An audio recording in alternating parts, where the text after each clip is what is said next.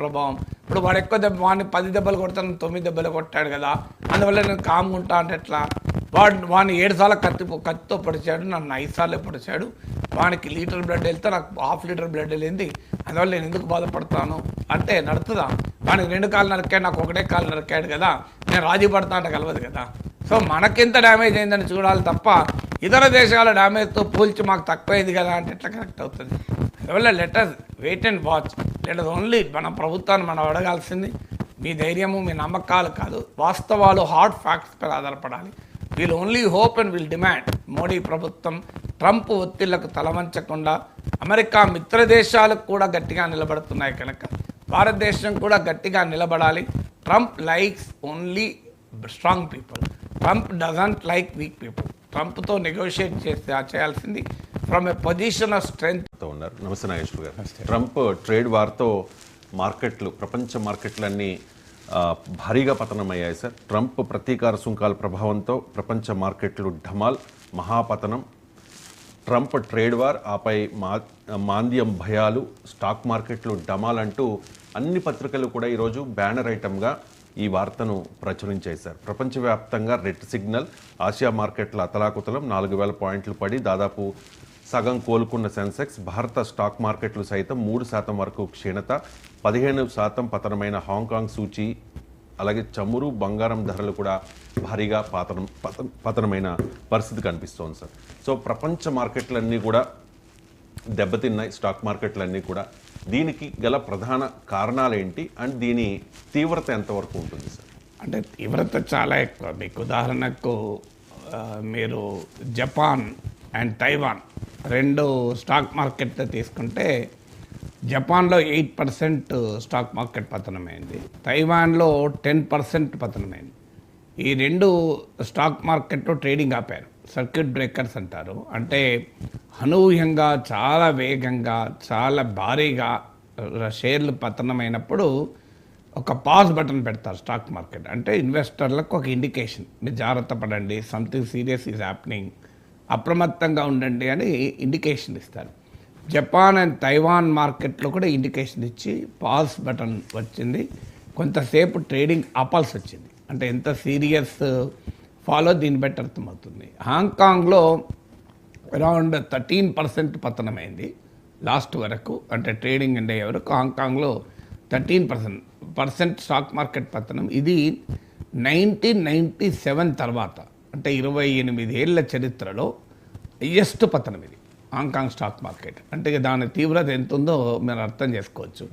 So 1997 తర్వాత the highest fall అనేది black Monday రోజు జరిగింది. దీన్ని బ్లాక్ మండే అంటున్నారు.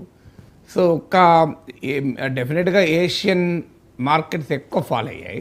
ఇప్పుడు ఇండియన్ స్టాక్ మార్కెట్లో కూడా సెన్సెక్స్ ఒక 3% పతనమైంది, 2200 పాయింట్స్. వాస్తవంగా అయితే స్టార్టింగే భారీగా పతనం, 5% పతనంతో మొదలైంది 4000 పాయింట్లతో.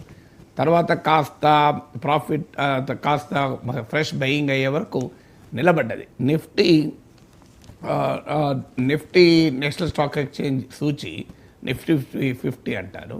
నిఫ్టీ 50 3.2% పతనమైంది. సో మీకు యూరోపియన్ స్టాక్ మార్కెట్స్ కూడా అప్పుడు మీకు జర్మనీ, యూకే, ఫ్రాన్స్ ఇవన్నీ కూడా మోర్ దెన్ 5% పతనమయ్యాయి స్టాక్ మార్కెట్స్ అన్నీ కూడా. అమెరికన్ స్టాక్ మార్కెట్లు కూడా భారీగా పతనం అవుతున్నాయి. మీకు S&P గ్లోబల్ 2.5% పతనమైంది. ఈవెన్ మీకు ఇది ఇప్పుడే కాదు, అమెరికన్ స్టాక్ మార్కెట్స్ ట్రంప్ ఈ టారిఫ్స్ అనౌన్స్ చేసిన తర్వాత, సో ట్రంప్ టారిఫ్స్ అనౌన్స్ చేసిన తర్వాత 6 లక్షల కోట్ల స్టాక్ మార్కెట్ సంపద ఎగిరిపోయింది. $6 ట్రిలియన్, 6 లక్షల కోట్ల డాలర్లు, మామూలు కాదు కదా. ట్రంప్ ప్రెసిడెంట్ అయ్యాక $11 ట్రిలియన్ ఇప్పటి వరకు. సో ట్రంప్ ప్రెసిడెంట్ అయ్యాక $11 ట్రిలియన్, ఈ టారిఫ్ ప్రకటించాక $6 ట్రిలియన్. మన సాఫ్ట్వేర్ ఉద్యోగులు అమెరికాలో పనిచేసే వారికి ఈ టాప్ కంపెనీస్ గూగుల్, మైక్రోసాఫ్ట్, ఇలాంటి అమెజాన్ ఇలాంటి కంపెనీలో పనిచేసే వారికి స్టాక్స్ ఇస్తారు. కంపెనీ శాలరీతో పాటు ప్యాకేజీలో భాగంగా కొంత శాలరీ ఉంటే కొంత స్టాక్స్ ఉంటాయి. అలాంటి స్టాక్స్ అలాగే పెట్టుకున్న వారికైతే ఒక ఆర్డినరీ మిడిల్ క్లాస్ ఇండియన్ ఇక్కడ నుంచి అక్కడ పనిచేసే వాళ్ళకు కూడా ₹1,00,00,000 నష్టం, అంత స్థాయిలో నష్టం. మన రూపీస్లో లెక్కేస్తే కనీసం ₹1,00,00,000 నష్టం. సో ఆ స్థాయిలో ఫాల్, మామూలు ఫాల్ కాదు ఇది. సో ఈ ఫాల్ ఏషియన్ మార్కెట్స్ పైన చాలా ఎక్కువ ఉంది. మీరు ఇంతకుముందు కూడా చెప్పినట్లు ఆ ఏషియన్ స్టాక్ మార్కెట్స్ ఎక్కువ ఉన్నది ఎందుకంటే ఏషియా పైన హయ్యెస్ట్ టారిఫ్స్ ఉన్నాయి. ఇప్పుడు మీకు జపాన్, సౌత్ కొరియా, మీకు ఇండియా, వీటిపైన అరౌండ్ 26% వరకు ట్రంప్ టారిఫ్స్ విధించాడు. ఇదే మీకు థాయిలాండ్ పైన 36% విధించాడు, వియత్నాం పైన 46% విధించాడు, కంబోడియా పైన 49% విధించాడు, చైనా పైన 54 to 60% అబోవ్ విధించాడు. సో హయ్యెస్ట్ మీకు ఈ హయ్యెస్ట్ టారిఫ్స్ అనేది ఏషియన్ కంట్రీస్ పైన విధించాడు. కారణం ఏంటంటే Asian countries are the manufacturing hub. Trump వాదన ఏంటంటే ఈ టారిఫ్స్ అమెరికాకు ప్రతికూలంగా ఉండడం వల్ల అమెరికా మ్యానుఫ్యాక్చరింగ్ అడ్వాంటేజ్ను కోల్పోయింది. అమెరికా నుంచి మ్యానుఫ్యాక్చరర్స్ వెళ్ళిపోయి ఇతర దేశాల్లో తమ ఉత్పత్తి చేస్తున్నారు, అమెరికాలో వచ్చి అమ్ముకుంటున్నారు.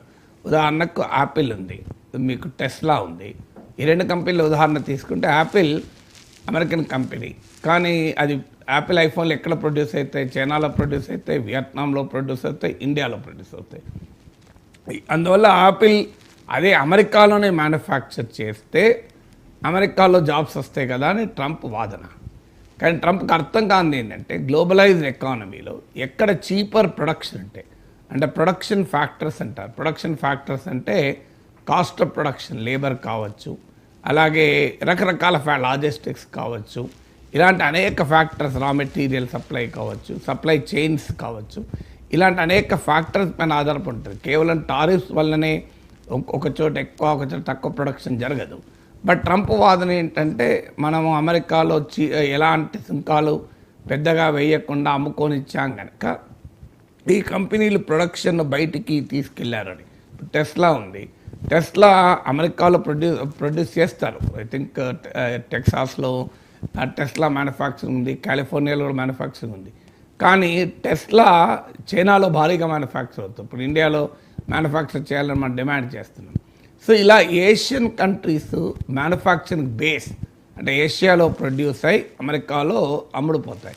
ఇప్పుడు ఒక సౌత్ కొరియన్ కంపెనీస్ కానీ, జపనీస్ కంపెనీస్ కానీ, చైనీస్ కంపెనీస్ కానీ, వాస్తవంగా మన దేశం కంపారిటివ్లీ తక్కువ. ఇప్పుడు మీకు జపాన్ టయోటా కావచ్చు, సౌత్ కొరియన్ కార్ల కంపెనీస్ కావచ్చు, ఇవి ఎక్కువ. మన కార్ల ఉదాహరణకు మన కార్ల కంపెనీలో ఒక Land Rover, Tatas take over Land రోవర్కి మాత్రం 22% మార్కెట్ షేర్ అమెరికాలో ఉంది. కానీ వరల్డ్ వైడ్గా ఇప్పుడు ఇండియాలో కూడా మ్యానుఫ్యాక్చర్ అయ్యే ఎలక్ట్రానిక్ గూడ్స్ $11 బిలియన్ మనం అమెరికాకు ఎక్స్పోర్ట్ చేస్తాం.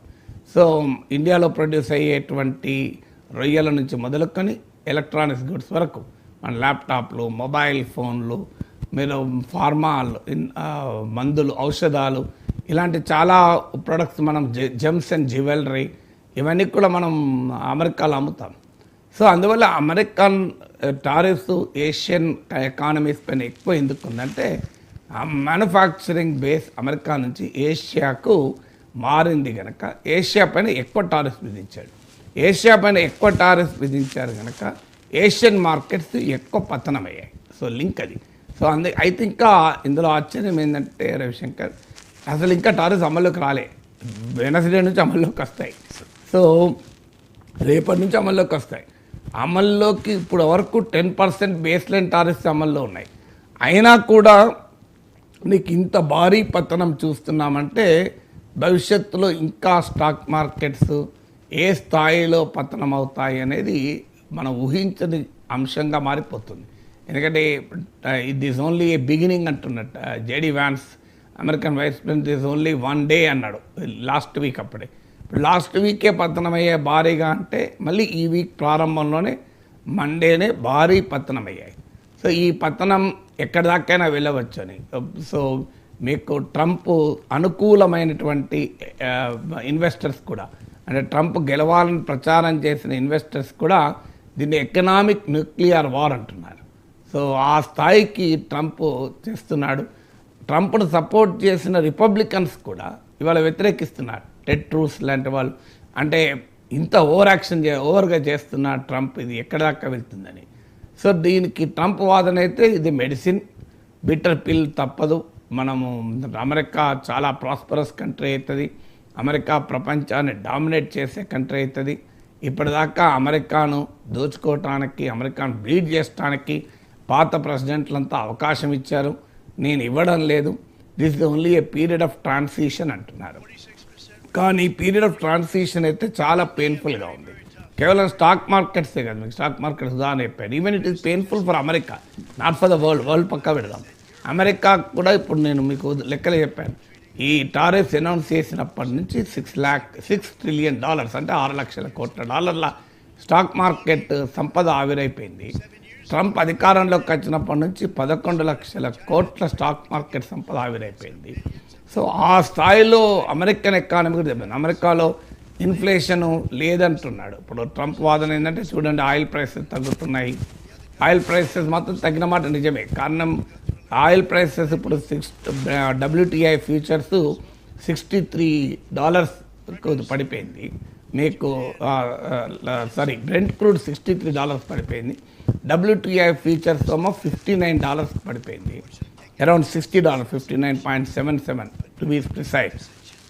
అందువల్ల వరల్డ్ ఆయిల్ ప్రైసెస్ పడిపోతున్నాయి, ఇంట్రెస్ట్ రేట్స్ పడిపోతున్నాయి, ఫుడ్ ప్రైసెస్ పడిపోతున్నాయని ట్రంప్ వాదన. కానీ ఆయిల్ ప్రైస్ ఎందుకు పడిపోతున్నాయనేది పాయింట్. ఆయిల్ ప్రైసెస్ పడిపోవడానికి కారణం రిసెషన్ ఫియర్స్ పెరగడం వల్ల.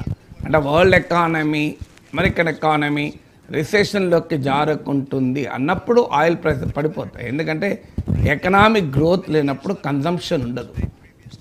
ఎకనామిక్ గ్రోత్ ఉన్నప్పటి నుంచే కన్జంప్షన్ ఉంటుంది. అంటే మనిషి, ఇప్పుడు నేను 2003 కన్నా ముందు నాకు కారు లేదు, నేను వాడిన ఆయిల్ అంతా చాలా తక్కువ. ఎప్పుడో ఒకసారి ఆటోలో పోయేవాడిని, లేదా బస్సులో పోయేవాడిని.